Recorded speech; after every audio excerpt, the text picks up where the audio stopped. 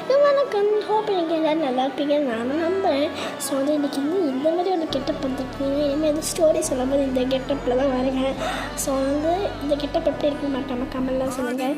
So இன்றைக்கி நம்ம வந்து இந்த பக்கம் ஃபஸ்ட்டு ஸ்டோரி என்ன தெரியுமா, கிங் ஜாமுன் பற்றி தான். ஸோ வந்து கிங் ஜாமுன் வந்து என்னென்னா, நமக்கு நார்த் கொரியா அங்கே போது நமக்கு வந்து தோன்றது வந்து கிங் ஜாமுன் நம்ம போட்டிருக்கிறது கொடூரமான சட்டங்கள்.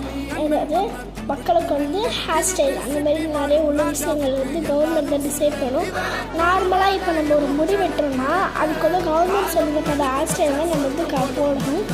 அது மட்டும் இல்லாமல் நம்ம என்ன பர்சனாலிட்டியை கவர்மெண்ட் தான் டிசைட் பண்ணும். வாங்க நம்ம என்ன நடக்கும் பார்க்கலாம்.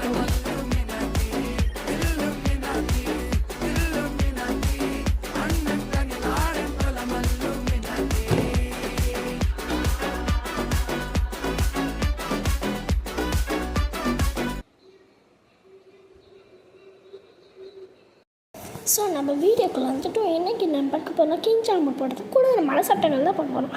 ஸோ ஃபஸ்ட்டு ரூல்ஸ் என்னென்னா, ஸ்டாச்சுலா அப்படின்னா சிலைக்கான ஒரு ரூல்ஸ் இருக்குது.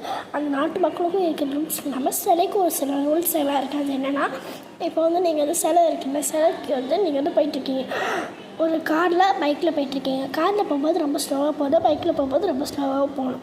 அப்புறம் வந்து சைக்கிளில் போனீங்கன்னா சைக்கிளை இறக்கிட்டு தான் போகணும். அது சிலைக்கு முன்னாடி யார்கிட்டே பேசக்கூடாது, சத்தமாகவும் பேசக்கூடாது. ஃபோட்டோ வந்து ஃபுல் ஜூம் தான் எடுக்கணும், ஆஃப் ஜூம் எடுத்து அதுக்கு கூடாது. ஏன்னா வந்து சிலை கோச்சிக்குமா சரியும் கன்ஃபார்மாக. அடுத்தது என்னென்னா, இந்த ஜென்ரேஷனல் பனிஷ்மெண்ட் ஆக்ட். இது வந்து நம்மளுக்கு தெரிஞ்ச விஷயந்தான்.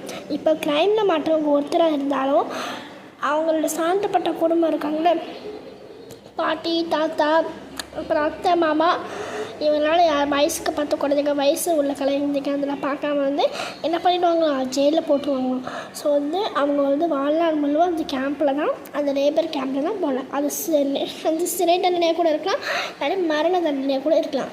அடுத்தது நோ ஹாப்பி பர்த்டேஸ். வாழ்நாள் நம்மளுக்கு பிடிச்சதே பர்த்டேங்க. அதுவே நார்த் கொரியாவிலன்னா ஜூலை 8 டிசம்பர் 18 நீங்கள் பிறந்தீங்கன்னா அந்த இடத்துல கேக் கொண்டாடணும், பர்த்டே கொண்டாடணும். நான் நடிச்சிடாதீங்க.